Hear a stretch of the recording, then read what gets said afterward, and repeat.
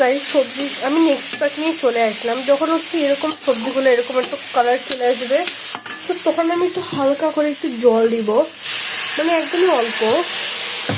এবার হচ্ছে আমি চিকেনগুলো দিয়ে দিব, দেন সসপ্যানগুলো দিয়ে একটু হালকা হাতে নাড়তেছি আমি।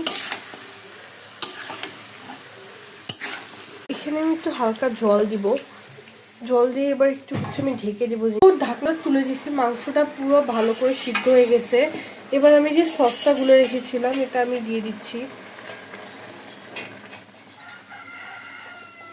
তো এখানে আমি অল্প একটু হচ্ছে লঙ্কার গুঁড়ো দিয়েছি, জাস্ট কালারটা যাতে একটু লাল হয় এই জন্য, জাস্ট অল্প একটু। আমি আর একটু টমেটো সস আর একটু টমেটো সসগুলো জল দিলাম। এবার আমি একটু চিনি দিয়ে দিব, 1 চামচ মতো চিনি দিব আমি আর কি, 1 চামচের একটু কম চিনি দিয়ে দিলাম। তো এখানে আমি কর্নফ্লাওয়ার জলের সাথে গুলিয়ে নিয়েছি। এরপর আমি হচ্ছে এটা একটু গ্রেভিটা একটু ঠিক হয়ে যাওয়ার পর উপর দিয়ে দিব।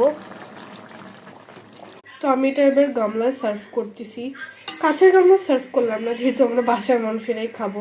চিলি চিকেনটা রেডি, সুন্দর দেখতে হয়েছে, খুব সুন্দর, অনেক সুন্দর গন্ধও বেরিয়েছে।